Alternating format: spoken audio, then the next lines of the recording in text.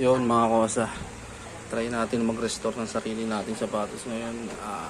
Eto, try natin restore tong Travis Scott natin na fragment. Kasi sobrang bugbog na siya.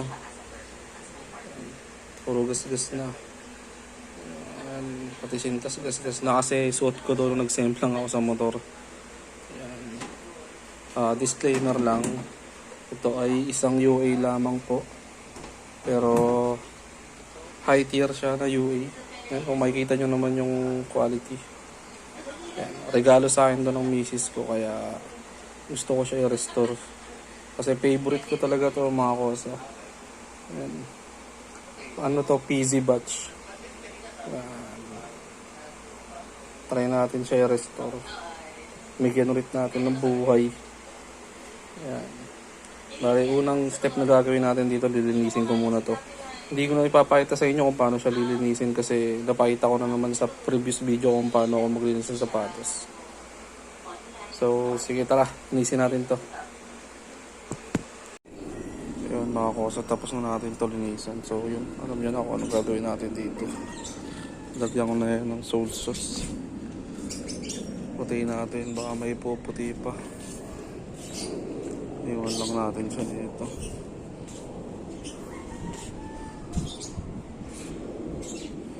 So yan, dyan muna siya. Balikan natin siya mamaya. Pakita ko sa inyo mamaya yung resulta mga kosa.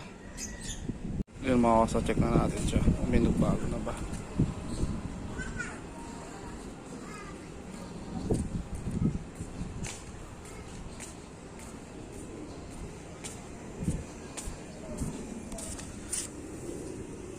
So yun mga kosa, tingnan nyo naman. Napakaputi na niya. Pero kulang pa to. Babad pa natin ng ilang minuto.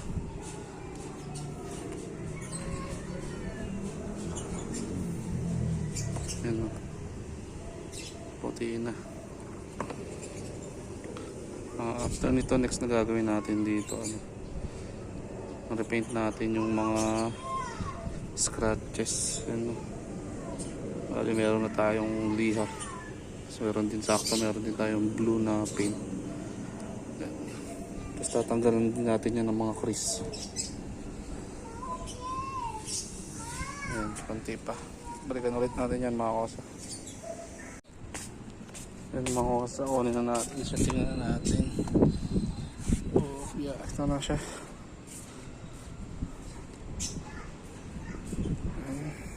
Hindi pa rin ako satisfied dito sa kanya labasan niya. Meron pang mga konting yellow. So gagawin natin dito, babanlawan natin. Babanlawan natin, tapos ayun, lagyan ulit natin ng solution ng oxidizing. Tapos babad ulit natin sa araw. Konti na lang ito, medyo maputi naman na siya, hindi nakagaya ng una. Yan. So yun, napakita ko sa inyo yung resulta na ito pagkatapos. So yun mga kosa, babalik. Bala ito na, pakita ko na sa inyo yung resulta ng pinaputi natin. Yung Travis Scott na fragments na re-restore natin. Ito na yung resulta ng whitening. So whitening niya yan. Kita nyo naman kung gaano nakaputi yan mga kosa. Baka sabihin nyo ibang sapatos to yan, Field Drugs. Saka yung sintas niya, ayan. Yung crease hindi pa natin natatanggal. Bale, ang bala ko unahin dito mga kosa yung mga scratches na yan. Kung makikita nyo, yung mga gas-gas siya sa likod. Ayan. Tapos ito yung isang sapatos. Ayan siya. Ayan yung gas-gas. Ayan. Ayan, gas-gas. I-repaint natin to mga kosa. Diba? Ano nyo kung gaano kaputi na yung sole niya. Diba? Ayun guys. Disclaimer lang ulit mga kosa. Ano lang to, UA lang to. PZ batch. High tier siya na UA. Ayan. Favorite ko tong sapatos na to. Tingnan nyo naman yung itsura mga kosa. Sobrang beat up na. Oh.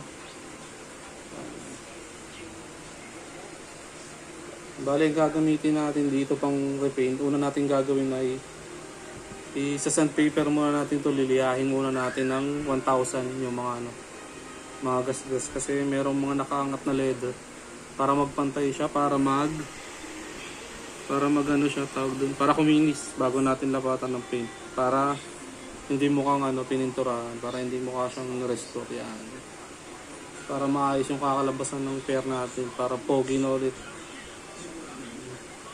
diba? So yun lang mga kosa, pakita ko sa inyo kung paano siya natin repaint yung mga gasgas niya. Iuhuli na natin tong heel drugs. So yun lang mga kosa, tara samahan nyo ako, repaint natin to. Let's go! So yun mga kosa, simulan natin to. Ito yung kailangan natin yan. Liha na 1,000. Lahin lang natin yung may mga gasgas na part. Para yun nga, gaya na sabi kanina, pag nilapatan natin ng paint ay hindi siya angat-angat. Para flat pa rin siya. So maliit lang, tulong tayo na maliit.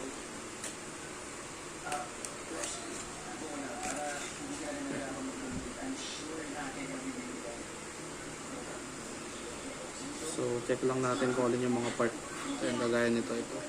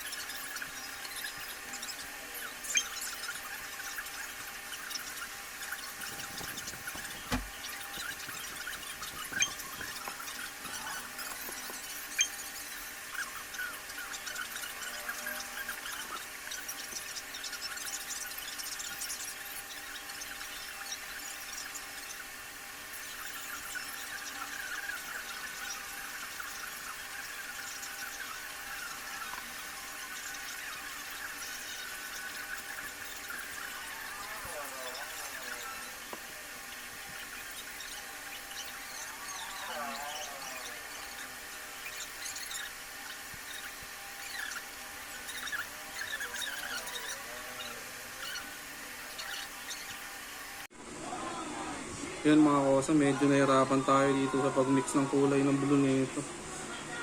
Kakaiba pala yung blue niya. So ayan, nag-mix-mix tayo. Ayan, tingnan nyo yung kulay. Ayan. So simulan na natin yung pagpintura sa kanya kosa.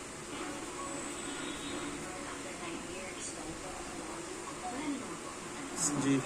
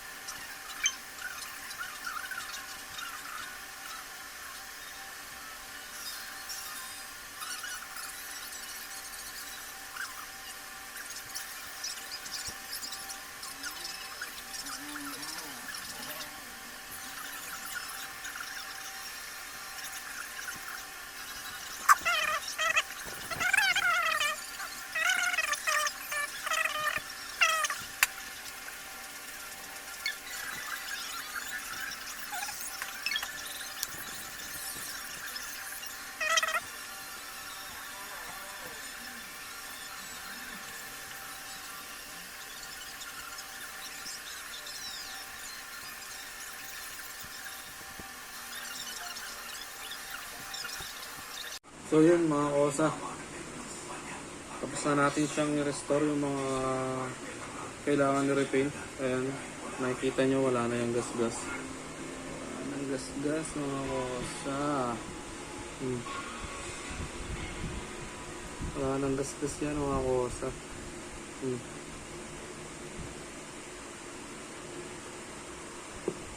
So yun, pogi na ulit yung fragments natin. Kahit UE yan kosa. Hindi ko pinopromote yung UE mga kosa. Yung mga practical lang kung sino lang yung mga trip magtipid pero nakukuha nila yung gusto nilang sapatos. Kasi hindi naman natin may tatago kung gaano talaga kamahal yung presyo ng mga ganitong klaseng sapatos mga kosa, di ba? Yung mga resale price na ito. Pero syempre, para sa mga walang budget at gustong pumorma, nandiyan ang UA. Yan. Again, hindi po para sa lahat. Hindi ko siya pinopromote. Kung ipambili po kayo ng legit, yun, mas maganda mag-legit kayo. Kasi yun talaga, sobrang tibay talaga nun. Pero sa mga kagaya ko, na wala namang pambili ng legit nito, yun, tsaga-tsaga lang tayo dito mga kosa. Hindi naman natin dinideclare na legit yan sa iba. Pero sila yung hindi naniniwala na UA lang yung suit natin. Siyempre. So yun lang mga kosa, hanggang sa susunod. Bali meron pa tayong isang re-restore. Travis Scott din yun. Reverse mocha naman. Yun, puro gas-gas din yun. Kasi grabe yung mga sapatos ko, sinusuot ko talaga sila ng daily. Tapos nagmumotor lang ako papasok. Kaya ito kagaya nito. Nung nag-semp lang ako pagpasok sa opisina namin. Ito yung suit ko. Kaya yun, puro gas-gas talaga siya. So yun lang mga kosa. Subscribe nyo ako dyan sa channel ko. Meron din akong Facebook page at saka TikTok account. 4123 mga kosa. Yun lang. Hanggang sa muli sa susunod na video ulit mga kosa.